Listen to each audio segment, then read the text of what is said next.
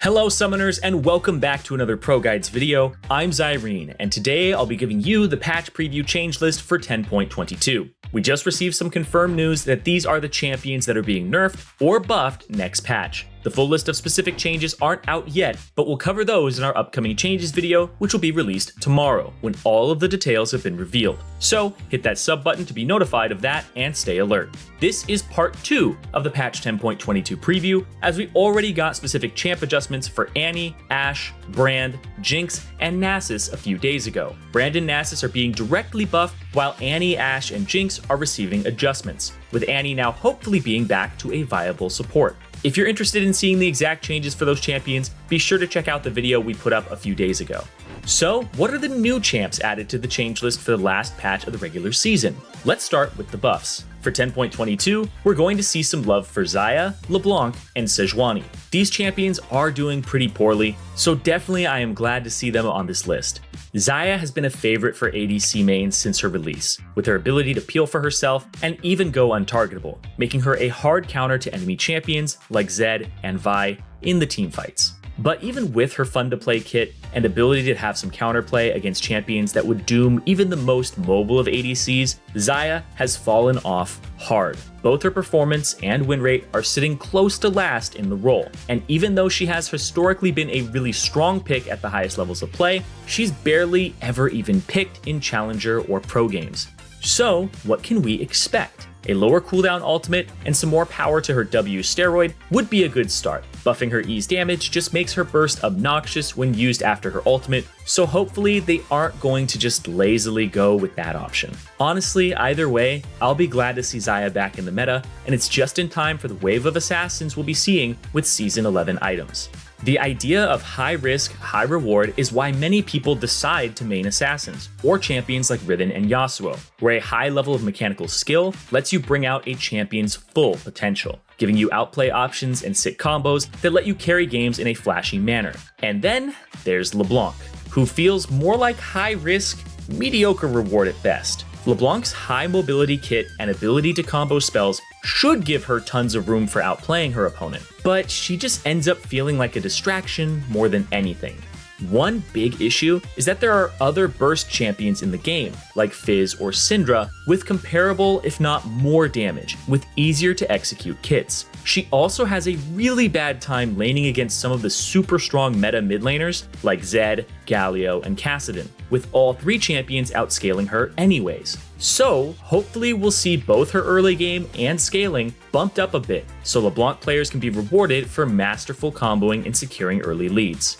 And lastly, for our buffed champions, Sejuani probably needs to be on this list more than any other champion. Sure, her win rate is actually almost 50%, but she is incredibly underpicked right now. So a huge chunk of those games are people that main her or one-trick her. We've already covered why Sejuani is bad in our worst champions on patch 10.21 video, but to summarize it, Sejuani is a tank that is outclassed by all other tanks, in a meta where tanks aren't even great in the first place. The comparison we make for Sejuani is putting her side by side with Zac. With his passive, Zac heals an insane amount in extended teamfights, giving him much more effective HP than Sejuani. But that's not why he makes such a better jungler. Zac has a quicker and healthier clear than Sejuani, thanks to his W, and his ganks are much more threatening at all points of the game, thanks to his E's scaling range. In teamfights, he offers more reliable CC and it hits several enemies, while Sejuani really only stuns 1 or 2 targets and slows the rest.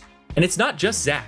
Amumu, Nunu, and Rammus are all options that provide much more early pressure and have more to provide a team than Sejuani. Making her beefier won't really make her a better pick. Instead, we're looking to see more damage and maybe lower cooldowns for better disruption. The whole point of Sejuani's rework was to move her away from being a beefball and make her more of this Freljordian warrior riding something that happens to be tanky. So she does some decent damage while also being a bit more durable for the beginning of the fight due to her passive. So she already sacrifices some of her sustained durability, but she's not getting damage right now in return.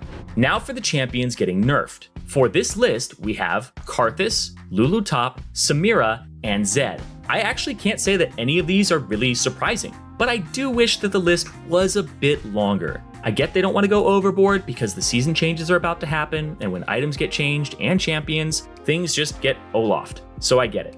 Karthus is being targeted mainly due to how strong he is as both a jungler and a mid laner in the elite skill bracket. Despite some nerfs and his drop in popularity, Karthus is still an overpowered pick, no matter what role he's in. His low mana cost, high AoE Qs let him soak up farm and become a late game powerhouse. Playing him in the jungle gives him a safe place to farm uncontested. Alternatively, playing him mid is a bit riskier, but when you're successful, the extra gold and experience from solo laning speeds up his monstrous power spikes. But no matter where he's played, Karthus is always going to be a strong pick thanks to his huge teamfight damage and global ultimate. The only way to really fix that problem for good is to gut him to the point that he just doesn't do damage. But completely killing a champion also isn't good game design. I mainly expect to see his Q hit, but maybe they'll also hurt his global effectiveness by bringing his ultimate down a notch.